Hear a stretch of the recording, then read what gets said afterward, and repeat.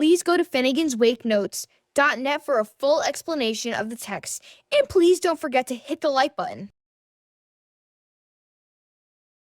Welcome to episode 37 of the Reading Finnegans Wake in 200 Sessions podcast, where we analyze Finnegans Wake by James Joyce 3 pages at a time. Don't forget to hit the like button, subscribe, and leave a comment to support us. Okay, so let's unpack this next bit. We're really getting into one of the most, intellectually packed and honestly pretty funny segments of Finnegans Wake. We're looking at pages 123, line 11, through to 125, line 23. That's right. And our mission today, our deep dive, is really into this crucial material. It functions almost like Joyce's own pretty sharp critique of literary analysis itself. Oh, definitely. And maybe even more importantly, it feels like we're getting the resolution to that big mystery. You know, who actually wrote the letter and how did it get those weird punctures? Yeah, this is Joyce firing on all cylinders. He's incredibly biting here, but also strangely prophetic.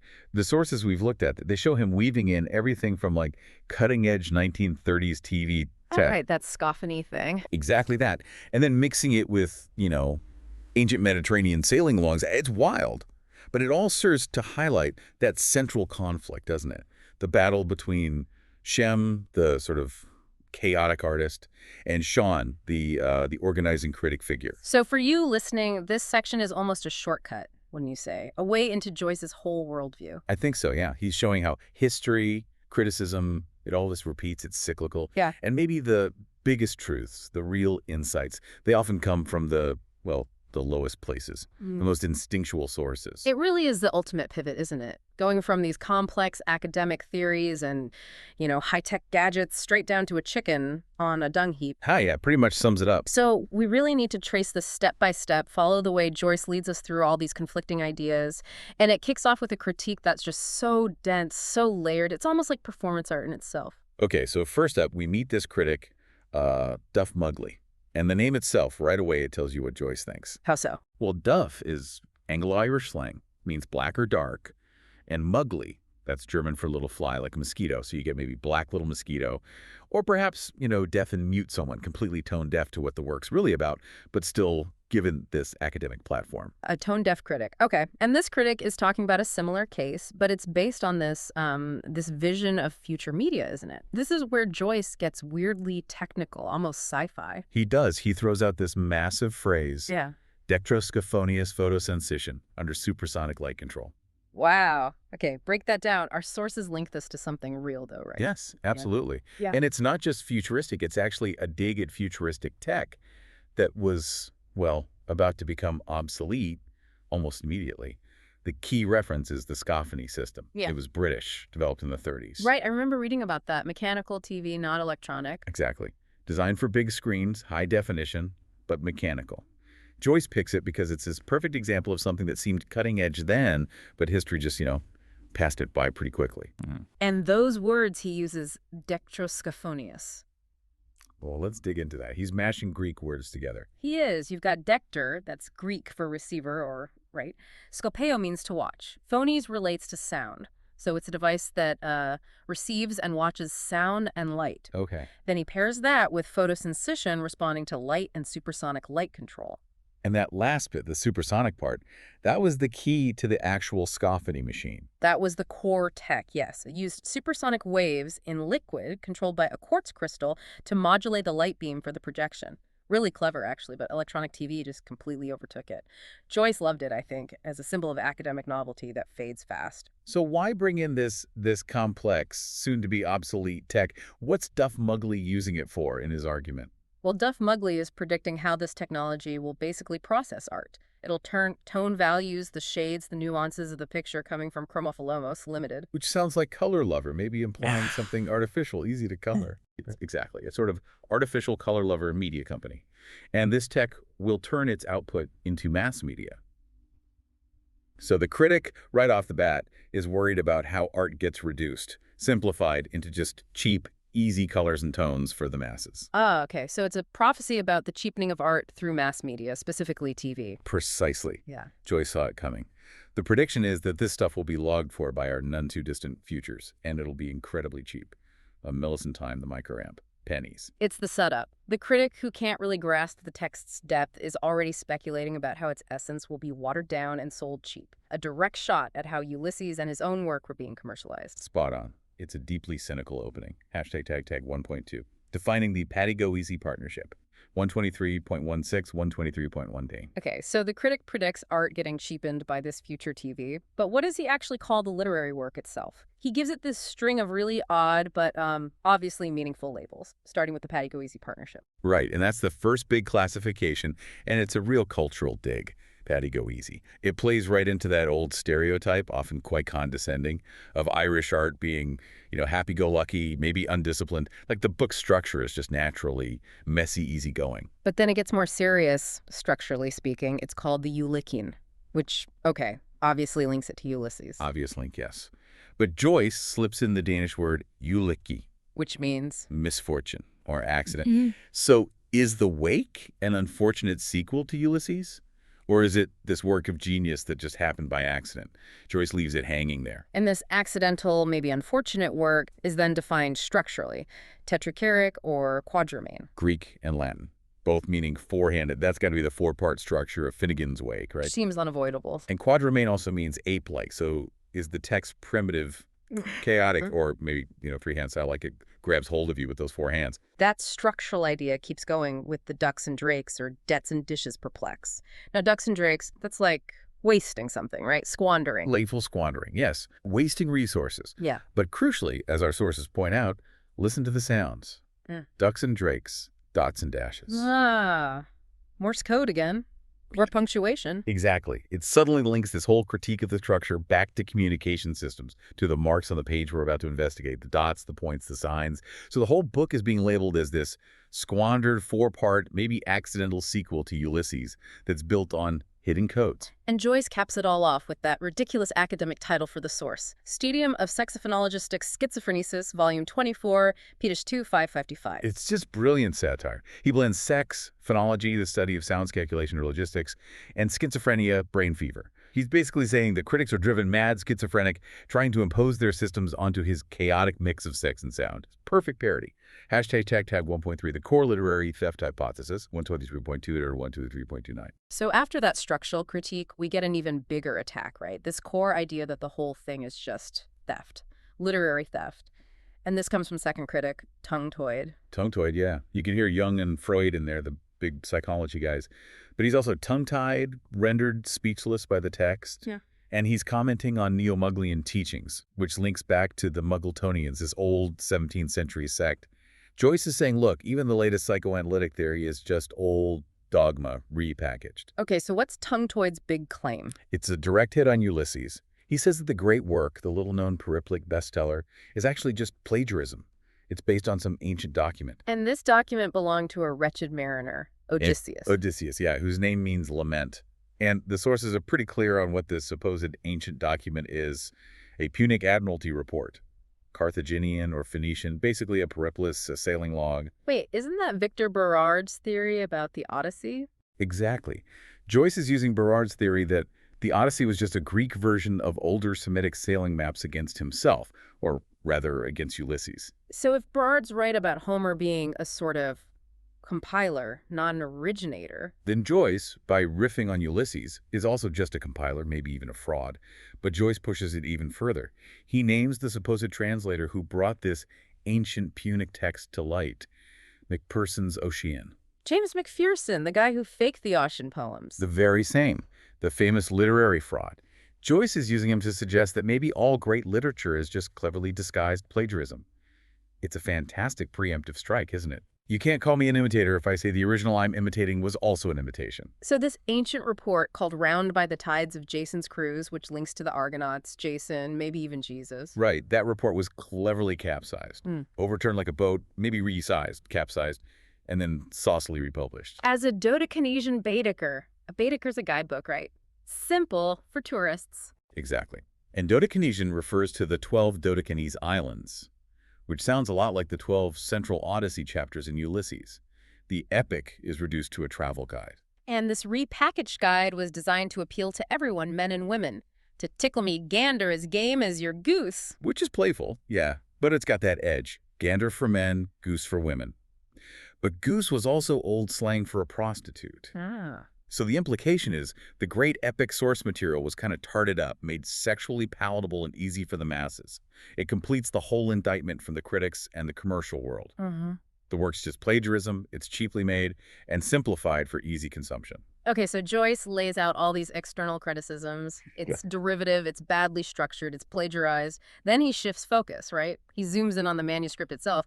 It becomes like a forensic investigation. Exactly. We move from literary theory to a kind of crime scene analysis, looking for the unmistaken identity of the persons in the Tiberius duplex. Tiberius duplex. That sounds loaded. It really is.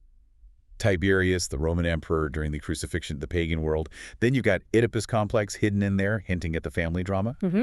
And duplex, meaning double Shem and Shaun, or maybe the two sides of the manuscript page, the codex. Yeah. It's about identifying the core duality. And the first problem they encounter is the actual writing. Hanno and Hanno's unbrookable script. Right. Hannah the Carthaginian explorer again, maybe? Or just Italian for have or have not. But the key thing is the script itself. Unbrookable, maybe unbreakable, unstoppable. And it's scriptio continua, continuous writing. Meaning? No signs of punctuation of any sort, like ancient manuscripts, maybe the Book of Kells. Or, more immediately for Joyce, like Molly Bloom's final monologue in Ulysses. It's primal, flowing, unstructured. And how do they figure out what's going on with this unpunctuated text? The method sounds almost biblical. It really does. They hold the verso, the backside of the page, up against a lit rush. A rushlight, like a really basic primitive candle made from reeds and fat. The most primitive light source imaginable. But Joyce immediately elevates it. This dim light is also our world's oldest light, the sun. It's that mix of high and low again. And the simple light reveals something crucial on the recto, the front side. It reveals that the page was pierced but not punctured, in the university sense of the term. It's described as a demi-vierge.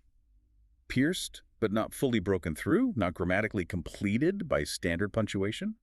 The text itself has wombs, stigmata, hashtag tag tag 2.1, discovering the marks on the script, 123.24.05 And these aren't just neat little holes. They're called stabs and foliated gashes made by a pronged instrument. And importantly, they are paper wounds. 4 in type. 4 in type. Straight away, you think of the 4 books of Finnegans Wake, right? Yeah. Reinforces that structure. These wounds are like the text's own stigmata connecting this messy document to, well, suffering, sacrifice, maybe Christ. But Joyce being Joyce, he immediately undercuts the sacredness, doesn't he? Oh, completely. He brings it right down to the profane, the comical. These 4 wounds, they're interpreted sequentially. They start as gentle requests and get more desperate. Mm-hmm. Stop, please stop, do please stop, and oh, do please stop, respectively. Okay, that's odd. What's the reference there? It's brilliantly layered. On one level, those 4 escalating phrases map perfectly onto the 4 main punctuation marks we use. How so?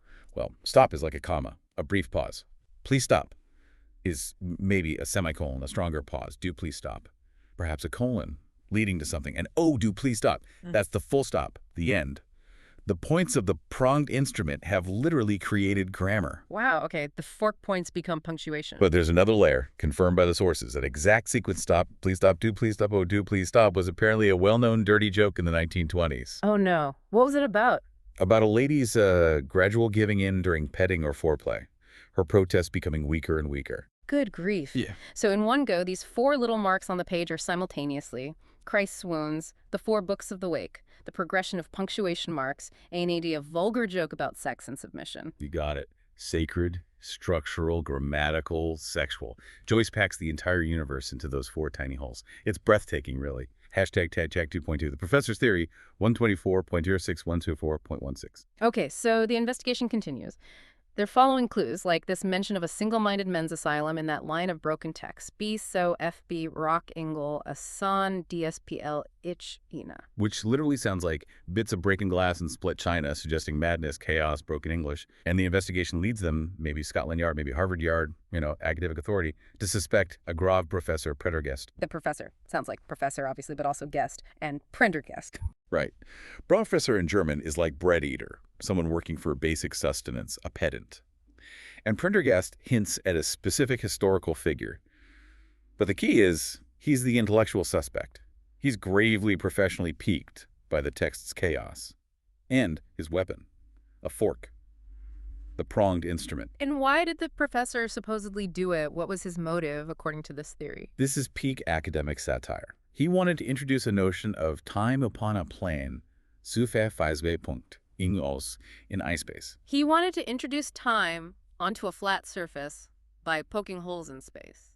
With punctuation. Exactly. The professor represents academic order. He sees this continuous flowing pure space maybe, and he wants to impose time, structure, sequence onto it using the puncti, the points of the fork, which are also punctuation marks. It's a direct nod to those modernist debates, like Wyndham Lewis accusing Joyce of favoring space over time in his writing. The professor is trying to fix the book. So it's that classic battle, order versus chaos, structure versus creation. And that Prendergast link, didn't the real Reverend Prendergast have his valuable manuscripts accidentally cut up by his tailor? He did. So the name connects scholarly obsession with accidental destruction. The act of trying to preserve or understand can actually damage the thing itself. But this whole professor theory gets shot down, right? Usually shot down. It's considered unwittingly wrong. Why? Because the professor, being deeply religious and attached to thee and smear bread and better and him meaning God and maybe domestic comfort, he wouldn't unleash such ire upon the ancestral pneuma. The pneuma. The spirit.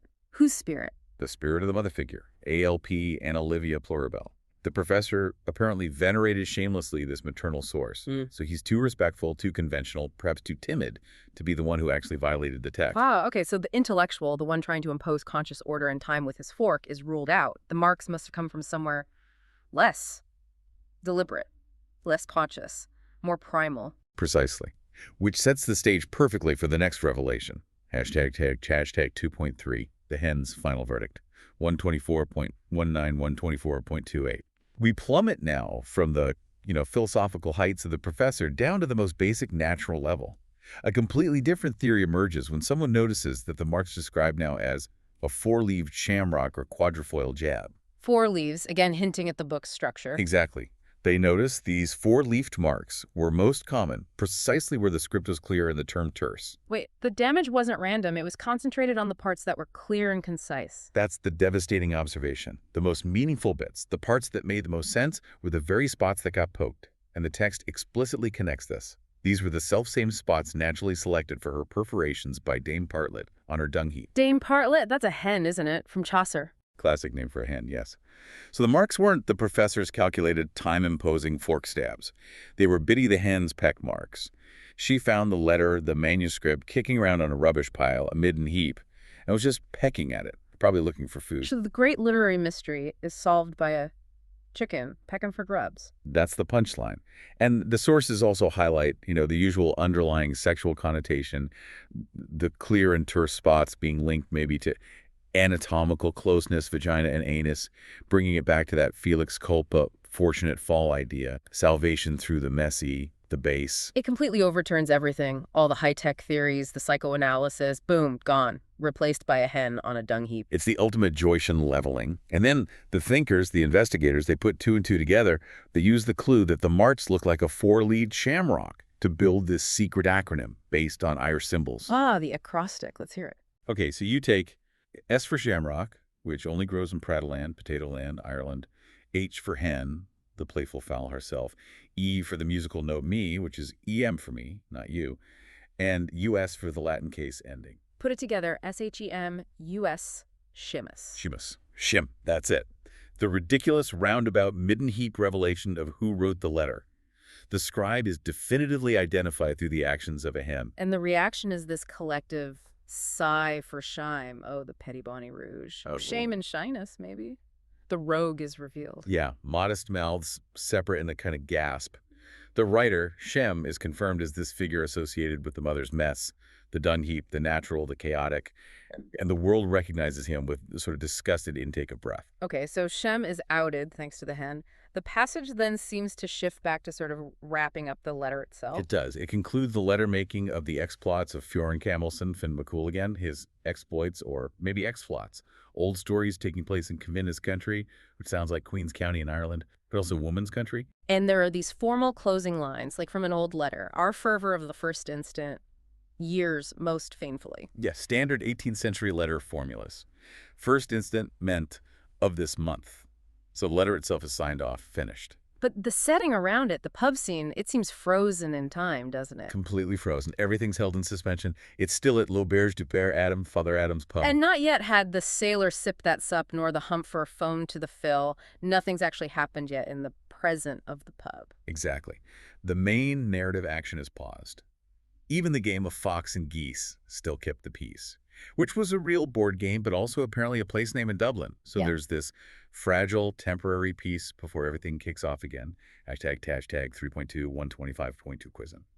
So now that the hen has cracked the case, all the academic efforts seem kind of pointless, right? Like the four old men trying to quiz people. Totally obsolete. Small need for them now. And these four old men, Jerome Solemn, Huff Snuffs, Andy Cox, Alicasandrum, Jerusalem, Rome, Antioch, Alexandria, the old centers of Christian learning. The four ancient apostolic sees, exactly. They represent this old, established, maybe slightly dusty scholarship, and they're asking this really obscure riddle to the weekenders, the casual visitors, the tourists. And the riddle is about someone who shoots off in a hiss, muddles up in a muss-mass, and his hole's a dismantled noon drunkard's son. That sounds like Shem again. Clearly Shem. Messy, chaotic, maybe makes a big noise, but ends in confusion, muss-mass. And he's the son of the noon drunkard Noah after the flood. There's also this complicated bit about Tung-Toyd, another son. Yeah, a reference to Finn McCool's brother Tulcha. His story was published by the Oceanic Society. It's more scholarly clutter, basically. Joyce is showing these old masters still trying to untangle the complicated family tree using their complex methods, while the hen just pecked her way to the answer. Instinct beats intellect again. Hashtag 3.3 tracing dire mood. Dermot. 125.05, 125.12. Okay, so the focus shifts again to identifying this son, the scribe. He gets another name now. Dire mood. Dermot. Dire mood, yeah. Specifically, Diarmuid Uadubne, the lover from the Fenian cycle who famously eloped with Grain, who was betrothed to Finn McCool. So the writer figure, Shem, is explicitly linked to this legendary illicit lover, the artist as the passionate outlaw. And he's called the writing chap of the Psalter, so religious texts, but also the juxtajunctor of a dearmate. What's a juxtajunctor? Someone who joins things together side by side, harnessing together, connecting one desire to its fellow, maybe? It defines Shem by his passion, his desire, and his ability to connect different things, which is a pretty good description of Joyce's own artistic method, right? Right, and then the daughters, the Torbas, nice lookers of the fair neck, the fair sex, they're looking for him. They are. But there's this overlay of military context. He's wanted for millinery servants to Olderly's person by the Toddy Askinses. Millinery servants sounds like military service. But Toddy Askinses. It's a mashup. Tommy Atkins was the name for the generic British soldier. But Toddy was Dublin slang for, well, girls, often implying prostitutes. So is he wanted for military duty? Or is he wanted by the girls? Maybe both. It could hint at avoiding conscription, which many Irishmen did in WWI. So they're trying to track him down, asking questions. Is he growing a mustache? Maybe as a disguise? Does he hang out in no-class billiard halls with an up-and-down ladder? That up-and-down ladder detail is quite specific. The sources suggest it was WWI's slang for a trench ladder. Wow. So it connects these low-life places, the billiard halls, directly to the war, and the idea of maybe dodging the draft, Shem the artist as the outcast avoiding the structure of military service. Seems likely. And the text makes it clear who he isn't. He's not Hans the Courier, that's Shaun the postman, the steady brother, nor Go Fef, Go Gossip Tefet, another son of Noah, maybe representing gossip or rumor. And there's a comment that he, Shem Diarmuid, could have been successful as true as Essex Bridge in Dublin, if only. If only he had less cheeks, less nerve, less impudence, and wasn't so worried by his bulb of persecution. Bulb of persecution. That sounds important. It's persecution, obviously, but what's the bulb? It's a pun on the bulb of percussion. That's an archaeological term. It's the characteristic swelling left on a flint tool when it's struck to shape it. It's considered definite proof that the tool was made by a human, not by nature. Ah, so Shem is worried by the very mark of his own deliberate human creativity, the thing that proves he's an artist. Exactly. That mark of manufactured creation is what sets him apart, makes him human, makes him an artist, but it's also the source of his persecution. His unique talent is precisely what makes the world despise him. Hashtag 3.4, the final, disgusted reveal, 125.19, 125.23.